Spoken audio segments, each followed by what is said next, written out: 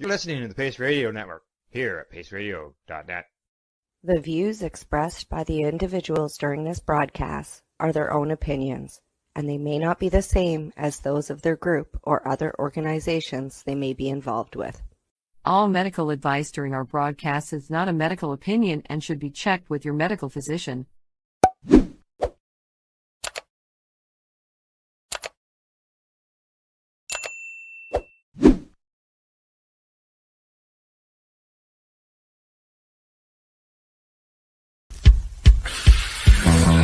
Oh yeah, baby, that's lovely.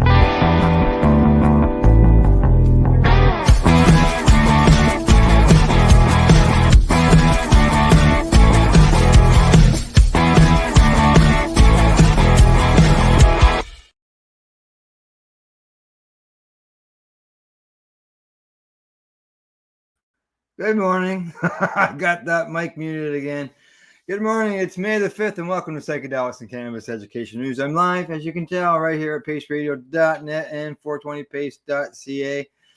Just like the other day, Cindy is in a coffee shop. She's traveling around Amsterdam. I seen she's posted some pictures of her on some chair way above the sky.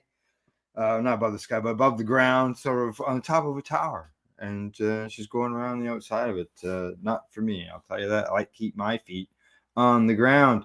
Today in the news, while she's in Amsterdam, we're heading to the US, UK, Germany, and of course, we'll have news right here from good old Canada. But to get things started, our first story of the day is we're going to be talking psychedelics. And that is because psilocybin is an effective treatment for repeated concussions, a study suggests. And this comes to me from newatlas.com. And, when it comes to sports, especially sports, there's all kinds of head injuries, concussions and stuff like that. So this could be good news. They say harm caused by repeated concussions, especially in the context of sports, has gained attention in both research and in the media. A new study has found that psilocybin, the psychedelic ingredient in magic mushrooms, could be an effective treatment because of its brain healing properties. Over 90% of the cases of traumatic brain injury, which is TBI, are mild, but even if it's regarded as mild, a head bump, blow, or jolt sustained during a sports match or military service will still causes the brain to bounce around within the skull, stretches and damage brain cells, and causes chemical changes in the brain. There's growing evidence on the long-term impact to repeated mild head impacts.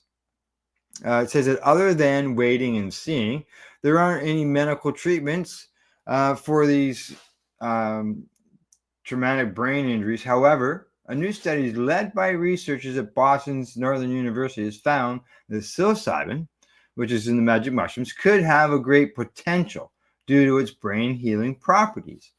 According to Craig Ferris, he's professor of psychology and pharmaceutical studies at Northeastern and studies corresponding author, says, I really did incredible things. It really did incredible things. What we found was that that with head injuries is that functional connections go down across the brain. You give the psilocybin, and not only does it return to normal, but the brain becomes hyper connected.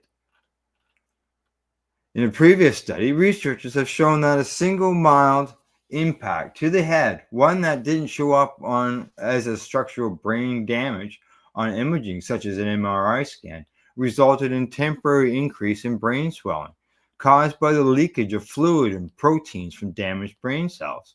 This leakage disrupts the blood-brain barrier, which is a protective membrane that separates circulating blood from the brain tissue, leading to fluid buildup and increased pressure in the brain.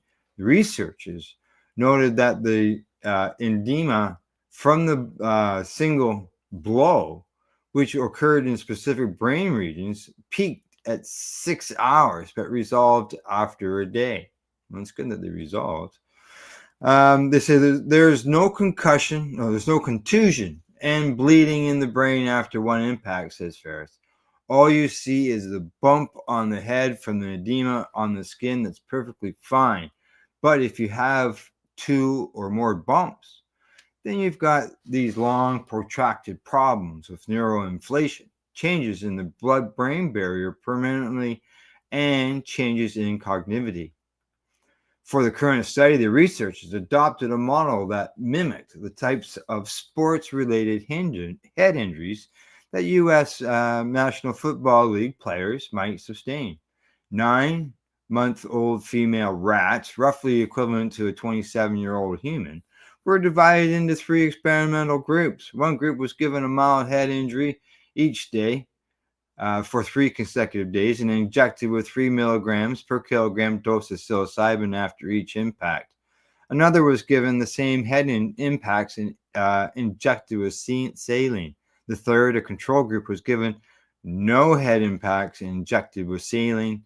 On day 3, within an hour of receiving the last bump on the head, the rats had blood taken to test for biomarkers of mild head injuries and underwent a brain MRI. Cognitive and motor behaviors testing was carried out on days 4 to 10. A follow-up MRI was done on day 22. Now, Ferris says that we impact them on the head. We don't use anesthesia because people aren't impacted under that in real life. Everything we do mimics the human experience. We've replicated the problem as true as we could to the actual experience. Our result we get with MRIs are the same results reported in the clinic. So not only does the experience replicate, but the results from the experience translate to the human condition are measured in scanners all over Boston. Consistent with what's seen in real life human examples of mild TBI, the rats displayed no significant behavior deficits. However, the researchers did find some key brain changes accompanying the head impacts. So rats given psilocybin post-head injuries showed reduced edema and dramatic hyperactivity in parts of the brain that are pathways for dopamine, the so-called happy hormone. Simply put, there was a significant increase in communication between regions of the brain. But more than that, the researchers said that the hyperconnected dopaminergic pathways could indicate neuroplasticity, the ability of the brain to reorganize itself in response to injury, which may aid recovery. Now, according to Ferris, he goes on to say, I was absolutely stunned. It actually improves these neuroradiological measures associated with head injury. There's some pictures of the brain. Now, protein analysis revealed that psilocybin caused a decrease in phosphorylated Tay, a modified form of Tay protein that plays a significant role in brain function, especially in maintaining the structure of nerve cells or neurons. Importantly, this phosphorylated Tay has been implicated in several neurodegenerative diseases, including Alzheimer's disease and frontotemporal dementia, Parkinson's disease, and chronic traumatic encephalopathy, something like that. Another protein brain-derived neurotropic factor, which is vital to neural survival and growth, was increased post-psilocybin. There we go. There's much more here, but we're going to finish off there, and I'm going to go on to my next story. But yeah, it's just amazing what they're finding out about psilocybin, magic mushrooms, the way that reconnects the brain. Yeah, quite the stuff. Alrighty, on to the next story. And this time we're heading over to the UK, where they've been doing some studies with epilepsy in patients. And here we go. This comes to me from the International Cannabis Business Conference. Headline says, UK epilepsy patients improve following medical cannabis therapy. And we've been talking about this for years, but they always say, we need more studies, we need more studies. So, well, here we go. Here's another study saying what we've been saying. A growing list of peer-reviewed studies, personal medical cannabis patient testimonials, demonstrates that cannabis is medicine and it can be effectively used to treat a wide range of health conditions. Suffering patients for one serious health condition in particular, epilepsy, seem to be greatly benefit from the incorporation of medical cannabis therapies in treatment regions. Epilepsy patients from around the globe have repeatedly experienced the traumatic improvements following medical cannabis use. A team of researchers in the UK recently conducted a study involving patients with treatment-resistant epilepsy and medical cannabis, and the results of their findings found that the patients experienced significant improvements. The British investigators have assessed the use of cannabis-based medicinal products in a cohort of 134 patients with treatment-resistant epilepsy. Patients' outcomes were assessed at 1, 3, and 6 months. Medical cannabis treatment was associated with improvements in patients' reported epilepsy specific outcomes, alongside improvements in anxiety, sleep quality, and health-related quality of life. Over 96% of study subjects reported no adverse events from cannabis treatment. Treatments with CBMPs, which is the cannabis-based medicinal products, that's what it's short for, was associated with an improvement in both epilepsy-specific and general health-related quality of life. Outcomes at 1, 3, and 6 months, the study authors concluded. This study shows the promising potential of cannabis-based marijuana products, medical products, as an objective treatment option for the management of TRE, which is treatment-resistant epilepsy. And in 2018, regulators at the U.S. Food and Drug Administration granted market approval to Epilox, a prescription medicine containing a standardized formulation of plant-derived CBD for the treatment of 2 rare forms of epilepsy, Lennox-Gastaut syndrome and Dravet syndrome. Other observational studies assessing the use of cannabis products among those enrolled in the UK Medical Cannabis Registry have reported them to be effective for patients diagnosed with cancer-related pain, anxiety, inflammatory bowel disease, hypermobility disorder, depression, migraines, multiple sclerosis, osteoarthritis, and inflammatory arthritis, among other conditions. And the list just keeps growing and growing. So there we go. From that story, we'll move on to the next one. Yeah, it just keeps coming up with good news on the old cannabis front and how it's helping patients. And the more that we can spread that around, the more that we can tell other people, the better that it gets for everybody. Here we go. On to the next story. This one comes to me from the university. What is it? Yeah, the university. It's a college. It's from San Francisco, anyways. But I'll get the right name out. Now, how magic mushrooms could help Parkinson's disease patients. There we go again. Something else magic mushrooms can help with. Okay. Psilocybin, a natural compound found in certain mushrooms, has shown promise in treating depression and anxiety. UC San Francisco researchers wanted to know if it could be used to help Parkinson's patients who often experience debilitating mood dysfunction, in addition to their motor symptoms, and don't respond well to antidepressants and other medications. The results were surprising. Yeah, surprising. Not only did participants tolerate the medicine without serious side effects or worsening symptoms, which is what the pilot study was designed to test, they also experienced clinically significant improvements in mood, cognition, and motor function that lasted for weeks after the medicine was out of their system. It is the first time a psychedelic has been tested on patients with any neurodegenerative disease. According to Elaine Bradley, she's assistant professor and assistant director at UCSF's Transitional Psychedelic Research Program, says that we are still in in very early stages of this work, but this first study went well beyond what we expected.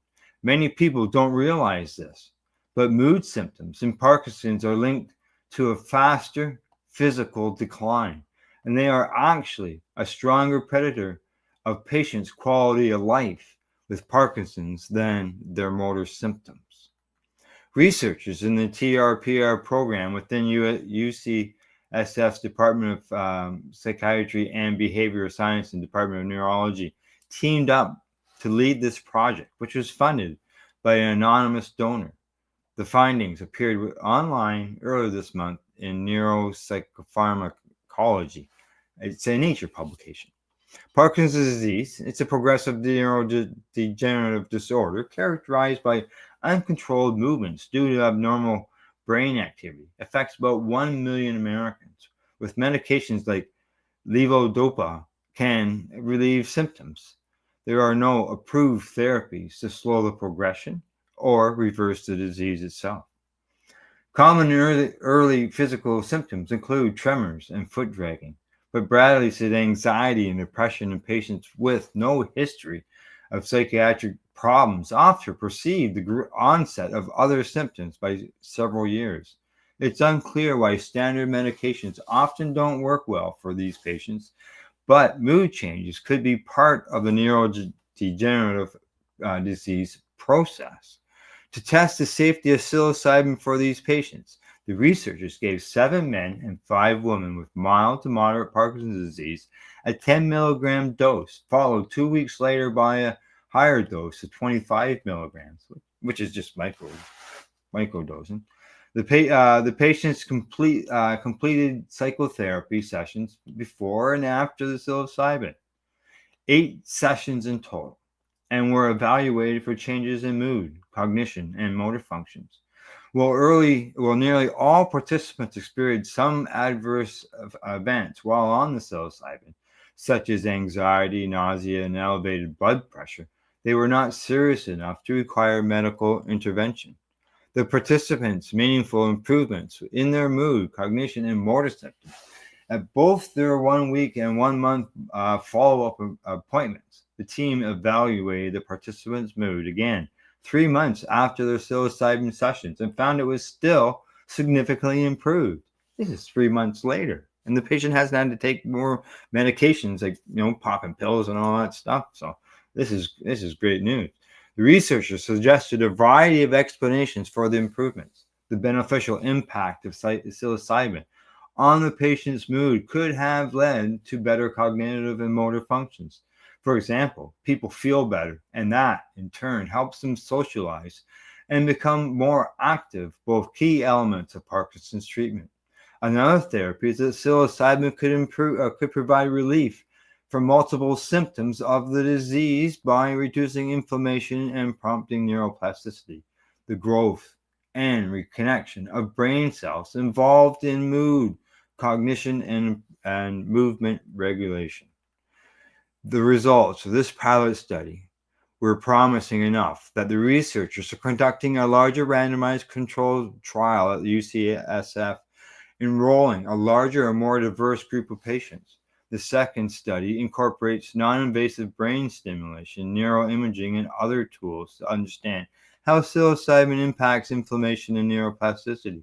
It will include a second site at Yale University with the aim of enrolling 100 patients. This work will be funded by the same anonymous donor that paid for the safety pilot, as well by the Michael J. Fox Foundation for Parkinson's Research. And anybody who knows, watches TV, would know probably Michael J. Fox. You would know him from what's that? The DeLorean, the movie there with the DeLorean in it. I just can't think of it offhand. He was in that, and yeah, he's big time stuff for Parkinson's disease. The vast majority of brain diseases still lack interventions that change the course of illness, says the study's senior author Joshua Woolley, associate professor at UCSF and director of the TRPR program. He says that we can often treat the symptoms, but we don't alter the trajectory or prevent decline. Now that's beginning to change. These reasons raise the exciting possibility that psilocybin may help the brain repair itself. Wow. Yeah, sounds like it. Sure does. I see I got some comments. I'll get to the comments just as I go to the break. And see, I'll just do it right now. Why not? Here we go. G'day, Gordo. How you doing, buddy? He says, amazing. Stops you taking a handful of prescription shit. Exactly. And that's what I say. Exactly. Thanks for the name for the. Gordo says the movie was called Back to the Future. But yeah, it's just amazing that, 3 months from taking that last dose and you're not popping a bunch of pills in that time. And the patients are showing, still a benefit from that. So yeah, that is all good news. Alrighty, moving on. We're heading to DC in this next story. This one comes to me from StratCan. Headline says that Nelson City Council to consider cannabis patio permit. All right, we need more of these across the country, but it's got to start somewhere. So hopefully something like this, why not? Cannabis patio permit so people can consume outside. Let's see what they have to say. Nelson City staff are recommending that the City Council approve an application for a temporary permit for cannabis consumption on the patio of a local cafe in downtown Nelson, BC. In an agenda for a Nelson City Council meeting on Tuesday, May the 6th, so tomorrow, City Council recommend approving an application from the Yahoo Culture Cafe for a 3-year temporary use permit to allow cannabis consumption on its patio and balcony. I hope to have an update on that come Thursday. A TUP provides the city with an opportunity to host an open house and seek public feedback on the proposal, allowing the city to then set site-specific conditions to manage and mitigate any concerns. The plan for the business has been in the works for years, explains Brenton Raby, the owner of the cafe and the building it is located in, which has undergone extensive remodeling with plans to create a cannabis consumption space. Raby initiated the process with the city of Nelson in November of 2024 and began exploring the TUP process in early 2025.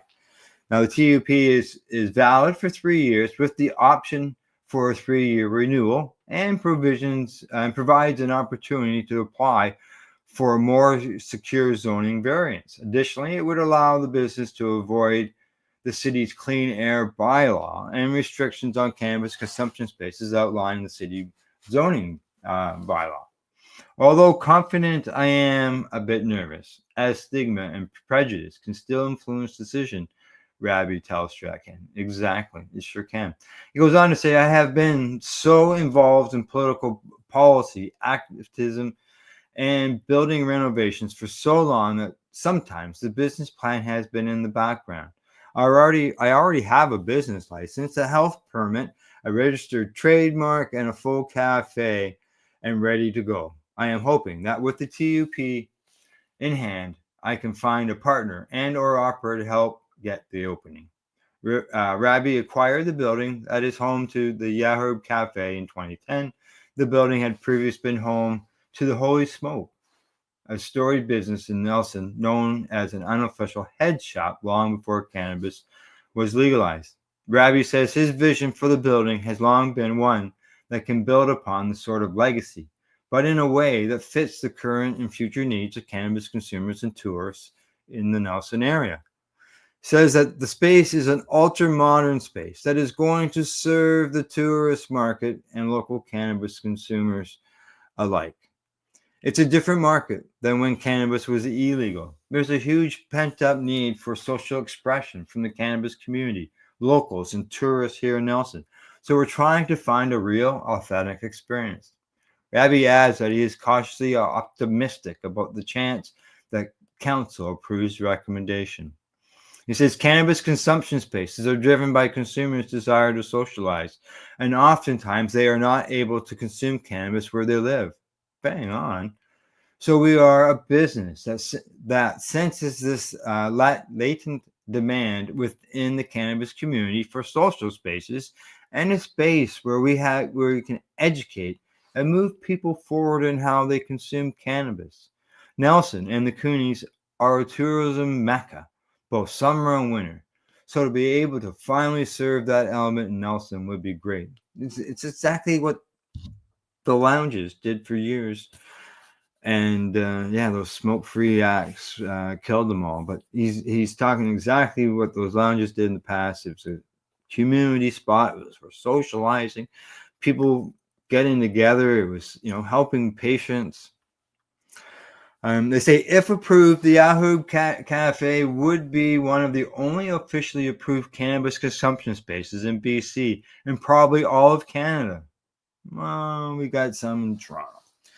BC began allowing businesses like cafes, restaurants, bars, and casinos in 2024, but have approved smoking areas to allow cannabis smoking in those same areas. Now, the ones in Toronto that I sort of mentioned there, they are research places, so they wouldn't be the same as this. So I can understand where they're coming from as being the only one similar to this, the only one like this in Canada.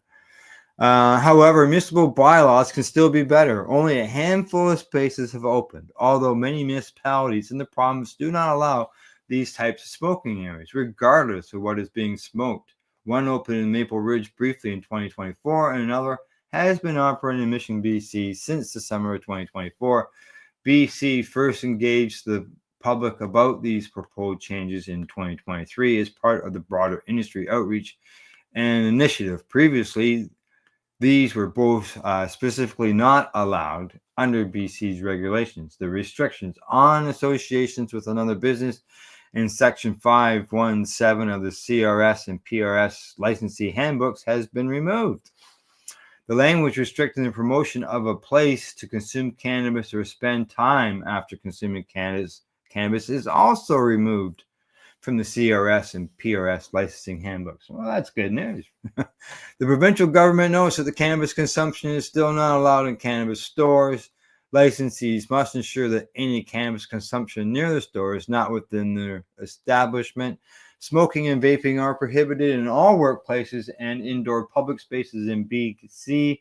Tobacco and vapor products can be used on an outdoor hospitality patio, such as a patio of a bar, casino, or cafe, as long as it is within a buffer zone and there are no open windows, doors, or active air intakes between the patio and the hospitality venue. BC has been increasingly focusing on the issue of consumption spaces and cannabis tourism, launching a province-wide engagement paper last year. The What We Heard report, which I remember that coming out, from the engagement process was released in January 2023, and the report revealed significant public support for consumption spaces, balanced with concerns with law enforcement and public health agencies. So obviously the public wants it. It's been 2 years, just over 2 years since that came out. So hopefully this is a sign of progress and that they can get these places moving and, maybe get them moving across the country, not just only in BC, because they are, welcome. They'd be welcome across the country. There's no doubt about that. So, all right, time for me to medicate. Got my vape pen right here. I'll be right back afterwards. You're watching Psychedelics and Cannabis Educational News. We're live here at paceradio.net and 420pace.ca. We are people advocating cannabis education here at paceradio.net. Limestone City Hydroponics is Kingston, Ontario's hydroponics shop. Take your growing to the next level and create the optimal environment with a tent kit, or maximize your yield with an ebb and flow flood table kit. Either way, Limestone City Hydroponics has more sizes and options to fit your needs. Are you looking for the power of the sun that adapts to your budget? Then look no further, as they have professional grow lighting. They have indoor grow systems that are easy and cost effective, with many options to fit your living space and lifestyle. Cultivate your growing potential. We have everything you need to succeed. And if you can't make it to the store, they offer local delivery to the greater Kingston area. Remember, when you're looking for experts to help you grow, then look no further than the locally owned Limestone City Hydroponics, 105 Sunderland Drive in Kingston, Ontario. Call them at 613-548-0420. Rerolled Saturdays. Check it out. Nothing but non-stop cannabis and psychedelic programming. Find it at 420pace.ca. Enjoy the buzz of legalization with Campbellford Lifestyle Shop. From lights to plant nutrients, books, consumption accessories, and more, we've got all your basics to grow or consume cannabis. Visit our info center or take a look at our piercing services and body jewelry, now available in-store through Campbellford Lifestyle Shop, 17 Bridge Street West, Campbellford. Are you looking to get your medical cannabis grow license? Limestone City Hydroponics can help patients through the process of obtaining their license to grow medical cannabis. What's that? You don't have a doctor. If you meet the medical criteria, Limestone City Hydroponics has a nurse practitioner who can assess and provide medical cannabis prescriptions. What are you waiting for? Contact Limestone City Hydroponics at limestonecityhydroponics.ca or call them at 613-548-0420. PACE Radio is the People Advocating Cannabis Education Radio Network.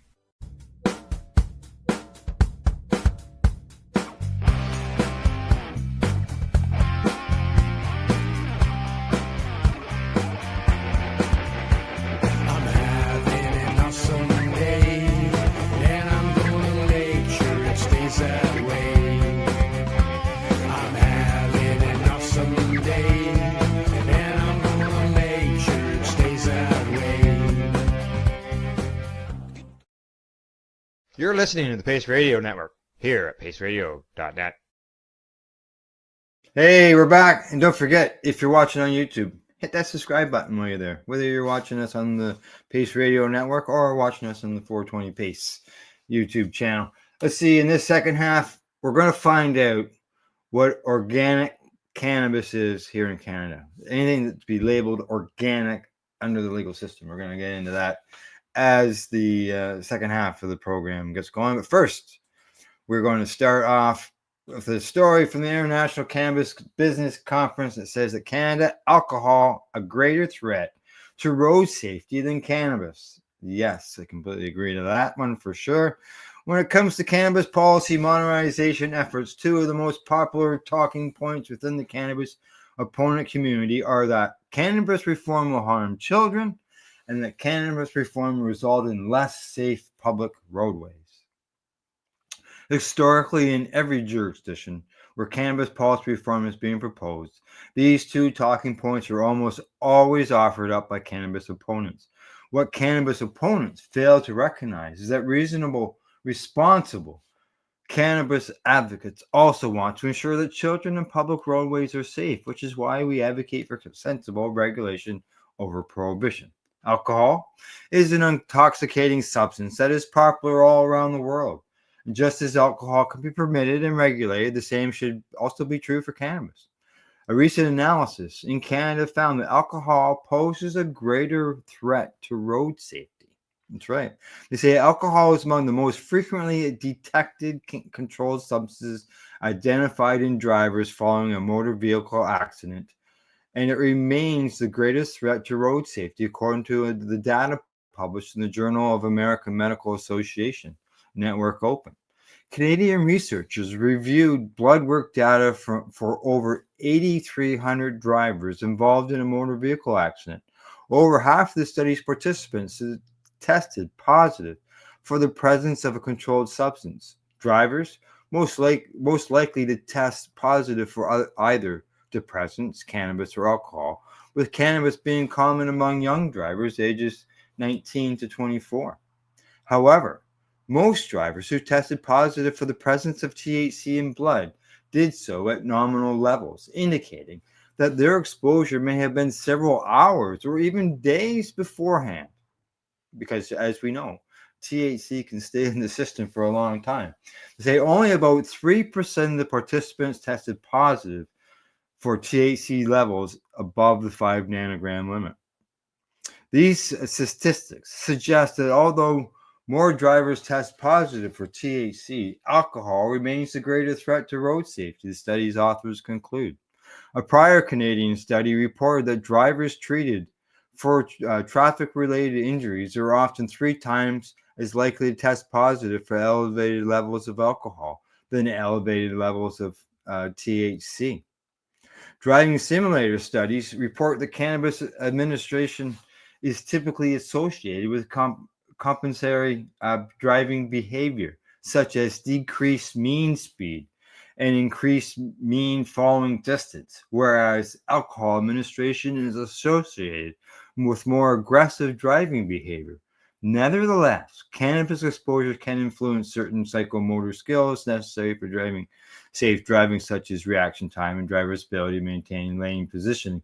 I can see that especially in the newer consumers. But I know that from one report that I read in the past that one of the things they look for when it comes to the police, they look for mention the maintain the lane positioning. They say that the cannabis consumer will weave within the lines, not over the lines, but within the lines. Now, a study conducted by the U.S. National Highway Traffic Administration reported that drivers who test positive for any amount of THC possess on average, a far lower risk of being involved in a traffic collision than do drivers who test positive for alcohol or near legal limits. By contrast, drivers who test positive for the presence of both THC and alcohol in the system tend to possess significantly higher odds of being involved in a motor vehicle accident than they do who tested positive for either substance alone. So there you go. Test studies, they always want more studies, so there's another one, which was good news. And there's been studies. There's one that we just did recently, I think it was from Australia, with the patients and testing for patients and the driving skills. And then on Saturday, during the Global Marijuana March in Toronto, I was talking to my friend Janine, and she was telling us about how there's patients in, I believe it was Germany, where they've been able to actually prove through testing, over a year's worth of testing, that they drive better with THC. And on their driver's license, it says that they are required to have THC in their system in order to make them a safe driver. I'm going to be cutting stuff like that out of that. We had an 1.5 hour long video of it, and I cut stuff like that out and put it out so people can see it, and find that out. And like I said to her, geez, we could do that. We should be able to do that testing here in Canada. It'd be interesting to see what kind of results we would get. So, all right, we're going to move on to the next story. And this one comes to me from the Business of Cannabis. Headline says, the glaring omission of the endocannabinoid system from mainstream medical knowledge and its real-world impact. It sure is. It sure is. Despite being one of the most important regulatory systems in human physiology, the endocannabinoid system, which is the ECS, remains explicitly absent from almost all mainstream medical education. We've asked that many times, and it is. It's missing. A report published by Voltface in 2022 found that in the UK, while around 40,000 clinicians are eligible to prescribe medical cannabis, only 100 are thought to do so actively. What? As is often discussed in industry across the world, this is due to a critical lack of understanding about cannabis-based medicines amongst doctors. However, according to Dr. Stefan Brosled, molecular pharmacologist and founder of the ECS education, this lack of understanding goes far beyond cannabis as a medicine, meaning a crucial physiological system is scarcely acknowledged in mainstream medical knowledge. He told the Business of Cannabis, essentially, we need to present the endocannabinoid system in a comprehensive physiological context, because this is fundamentally about human biology. It actually has very little to do with medical cannabis. The connection between the two came about by chance. It was through studying cannabis that we discovered the ECS, but the system itself is foundational to human physiology. I'll get it out. But yeah, Dr. Moon Shulin, I've got a video. I've seen that video of him saying that. It's just a fluke of nature that we've got something that matches with the cannabis. But yeah, the ECS is so important, and doctors aren't being taught that. Over the last decade, Dr. Broslid has led thousands and thousands of papers, or has read thousands and thousands of papers on the ECS. He believes this has given him a rare, comprehensive overview of the system, an overview that most healthcare professionals, through no fault of their own, simply do not have. The main issue with the launch of medical cannabis as a therapeutic was that healthcare professionals were not allowed to get a core understanding of the ECS prior to that, he says. Now, according to Dr. Broslid, the lack of education has led to widespread misconceptions and missed opportunity to integrate ECS knowledge into a clinical practice. Stigma was split over cannabis, he says, and I think it's got to do a lot with semantics. In a revealing study published in October of 2024, which surveyed 610 nurses and nursing students in Portugal, almost 80% of the nurses and 84% of the students appreciated the therapeutic benefits of medical cannabis, but almost 72% of the nurses and 80% of the students had never heard of the ECS. None. He suggested this is perhaps because we named one of the most important physiological systems in our bodies after one of the most controversial plants in society. My daughter's a nurse. They did have a little bit about cannabis, and I will check on the ECS and see if she learned anything about that. And something's telling me that these people are right. They didn't learn anything of it. But we'll find out. I'll ask. One of the most striking observations Dr. Broslid has made is how slowly the ECS knowledge has been adopted in educational materials. To demonstrate this lack of adoption visually, Dr. Broslid refers to an article from his educational platform, ECS Education, examining one of the most utilized and widely cited textbooks in medical education, the Guyton and Hall textbook of medical physiology. He explained, I attempted to illustrate the delay between scientific discoveries and their inclusion in the medical literature. What's striking is how long it's taken for the ECS to be recognized, especially compared to other major discoveries. And there's the handbook. There's the drawing he's talking about right there. He says, this omission has persisted for over 30 years, even in the most recent 2020 edition, despite the ECS playing a crucial role in regulating various body function, including mood, appetite, pain perception, and immune response. Like, why would they not want to educate people about that? You know, doctors, come on. In debates around the world regarding the continued reluctance to integrate medical cannabis treatment into mainstream systems, such as the NHS, and the lack of research on the efficacy and safety of the medicine has become an all too familiar, not almost automatic response from the medical community.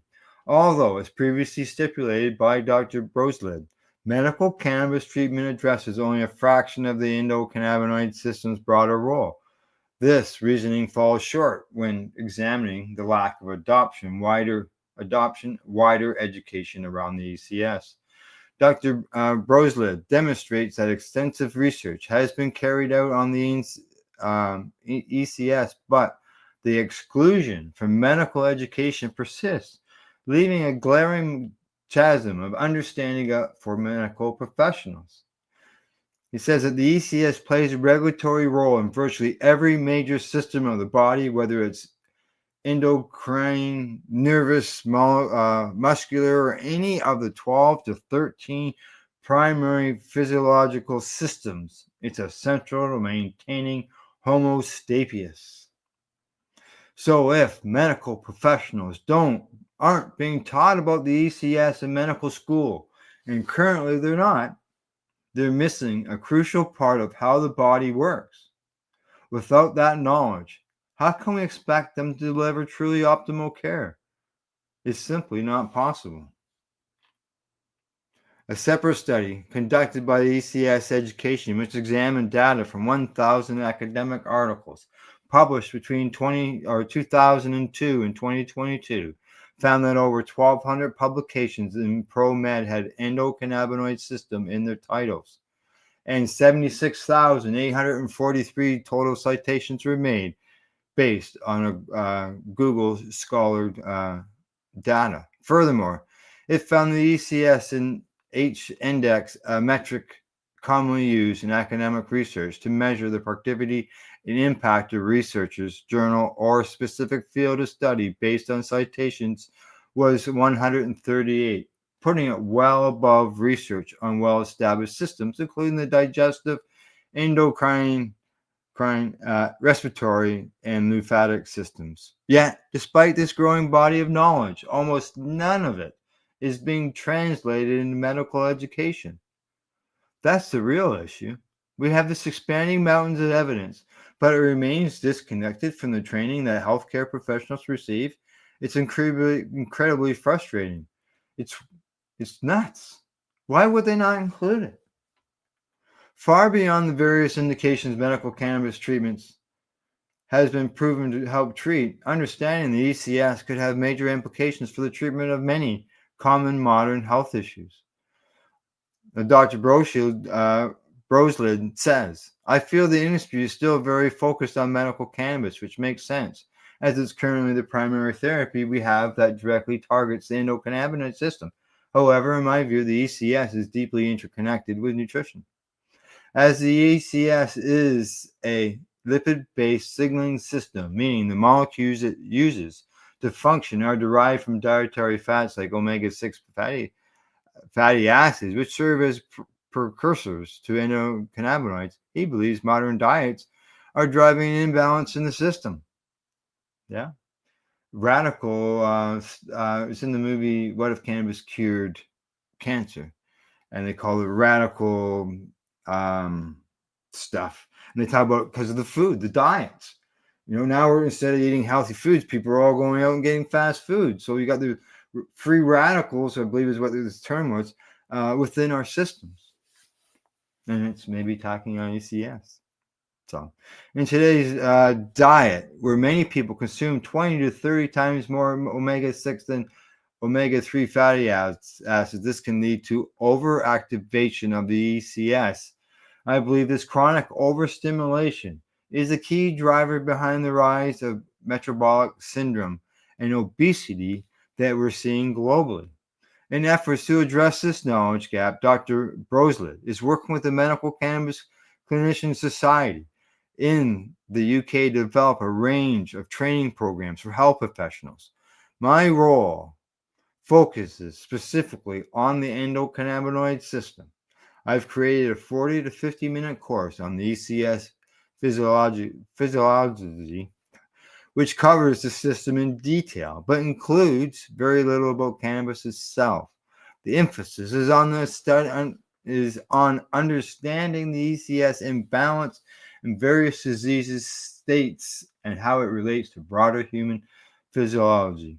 This course is set to be delivered to all MCCS members during the upcoming spring. There you go. He's right. How come the doctors aren't taught about it? As he said, not even connecting it to cannabis. The system itself is important. It does so much for us, but doctors aren't being taught that, and that's just crazy. They should be. It's so important to our system. It doesn't need to be left out. All right. On to the next story. This one's going to come to me from StratCan. As I mentioned, I was going to talk about what does organic cannabis mean in Canada through the legal system. How do you get your product labeled organic? So here we go. This is, as I mentioned, from StratCan. What does organic really mean in Canadian cannabis? I know what this means for me. The term organic carries a lot of weight in the food and agricultural industries, but when it comes to cannabis in Canada, its definition isn't as straightforward. Unlike food products, which fall under the Canadian Food Inspection Agency and Safe Food for Cannabis Act, which cannabis has yet to receive similar federal recognition. This leaves organic certification in the hands of a third-party certifying bodies, leading to some variation in standards. According to regenerative organic agronomist Ave Singh, the lack of federal oversight means the definition of organic cannabis is largely determined by the independent certifiers already overseeing organic food products. Singh goes on to say, the word organic has been usurped by the Canadian Food Inspection Agency when it comes to anything related to food. The Safe Foods for Canadians Act has not recognized cannabis as food. So CFRA or CFIA then says they don't have to certify cannabis. Despite this, third-party certifiers such as the Pacific Agricultural Certification Society, the Fraser Valley Organic Producers Association, and ProCert assesses cannabis cultivation using organic standards similar to those applied for food. Now, Singh added that they are the same people who are certifying our coffee, our strawberries, and our lettuce.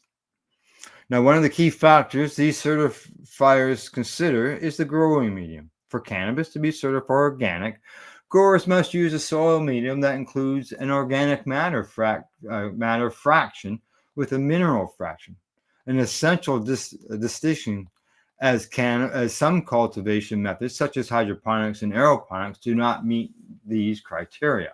However, because there is no single government body enforcing regulations, there is room for interpretation among certifiers. Singh points out that an individual's personal definition of organic may also influence their view of certification.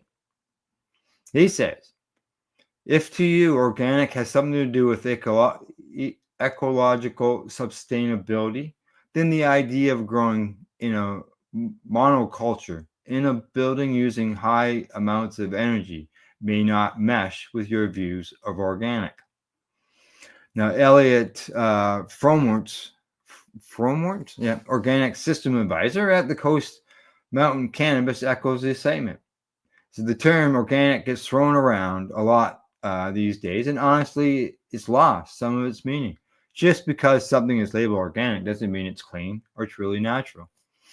At Coast Mountain, the definition of organic extends beyond certification, a long-term soil stewardship and clean inputs.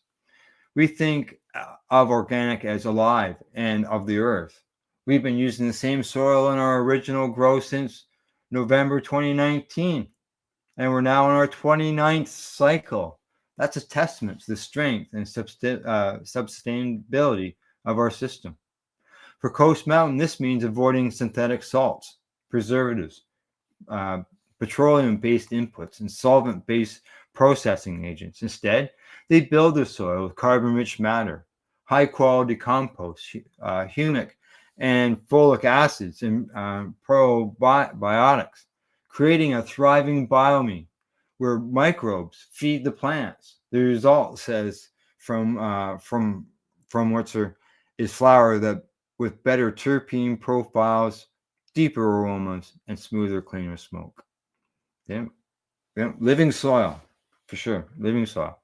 Another leading producer is Rubicon Organics, certified by the FVOPA. The organization maintains both national and international relationships within the organic industry and works towards establishing equivalency with other certifiers worldwide. For Rubicon, organic certification goes beyond just the growing medium. Their day-to-day practices adhere to strict organic guidelines.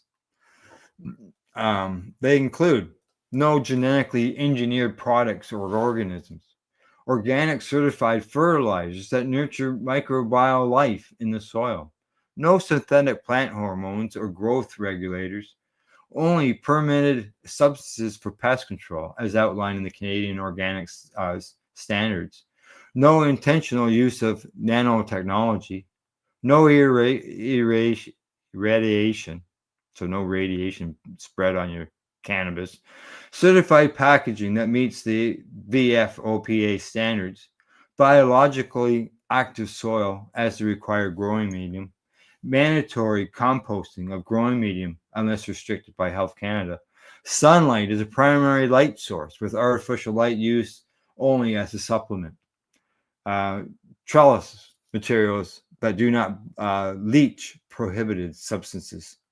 This rigorous requirements demonstrate the complexity of organic certification in Canada and highlight the level of commitment required from producers to achieve and maintain organic status. Still, with different certifiers applying their own interpretations of organic principles, transparency becomes key. One of the simplest things consumers can do is check for a listed certified body, says Fromwitz.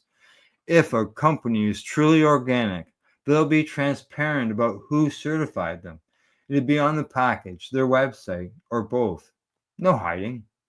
Fromwitz encourages consumers to look beyond the label. Ask how they're growing.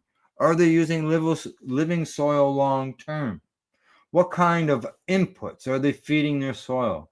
Do they talk about preserving the microbiome? He believes that the real organic growing is about more than skipping synthetics. It's about building and sustaining a balanced living system. The only problem is you had to talk directly to the producer of the product because the bud tender is not going to know a lot of these questions. To the end, Rubicon Organics believes cannabis should be included under the same federal governing bodies that oversees organic food products. It should fall under the federal governing bodies as per other food products and allow cannabis producers to use the Canadian Organic logo if they abide by licensed organic standards, said COO Melanie Ramsey. A national standard for cannabis further legitimizes this industry alongside all the other food industries. And Ramsey adds that a federally regulated organic standard would ensure transparency, safety, sustainability, and consistency across the industry. It would also provide clarity for consumers, retailers, and provincial distributors, ensuring they can trust its meaning when they see an organic label. Until such a system is in place, cannabis producers looking for organic certification will continue to work with independent certifiers, each of whom applies similar but not identical standards. For now, what makes cultivars or cannabis organic in Canada remains, in part, a matter of interpretation. But to the country's most committed cultivars, it's a living philosophy rooted in ecology, transparency, and trust. So there you go. That's what in organic cannabis here in Canada. You can see where there's no actual certification. It's companies that have come up with something and they label them. So, but that gives you an idea. Some of the companies that were doing it, Rubicon was one of them, and the other one was Coast Mountain Cannabis. If you're looking for organic cannabis, those would be two places that, or two of the products that are out there that are done organically, or at least you can get an idea by that story where they are on doing things. So, all right, folks, that's it. I'm done for the news report for today. Thanks to our buds at the Campbellford Lifestyle Shop at Ease in Limestone City Hydroponics. In closing, as I always like to say, thanks for tuning in, thanks for watching, thanks for listening. Plus, don't forget to educate, medicate, and do not incarcerate. You're listening to the Pace Radio Network here at paceradio.net. The opinions of the individuals during this broadcast are their own, and may not be the opinions of their group or other organizations they may be involved with. All medical advice during our broadcast is not a medical opinion and should be checked with your medical physician. Enjoy the buzz of legalization with Campbellford Lifestyle Shop. From lights to plant nutrients, books, consumption accessories, and more, we've got all your basics to grow or consume cannabis. Visit our info center or take a look at our piercing services and body jewelry, now available in-store through Campbellford Lifestyle Shop, 17 Bridge Street West, Campbellford. Limestone City Hydroponics is Kingston, Ontario's hydroponics shop. Take your growing to the next level and create the optimal environment with a tent kit, or maximize your yield with an ebb and flow flood table kit. Either way, Limestone City Hydroponics has more sizes and options to fit your needs. Are you looking for the power of the sun that adapts to your budget? Then look no further, as they have professional grow lighting. They have indoor grow systems that are easy and cost effective, with many options to fit your living space and lifestyle. Cultivate your growing potential. We have everything you need to succeed. And if you can't make it to the store, they offer local delivery to the greater Kingston area. Remember, when you're looking for experts to help you grow, then look no further than the locally owned Limestone City Hydroponics, 105 Sunderland Drive in Kingston, Ontario. Call them at 613-548-0420. We are people advocating cannabis education here at paceradio.net.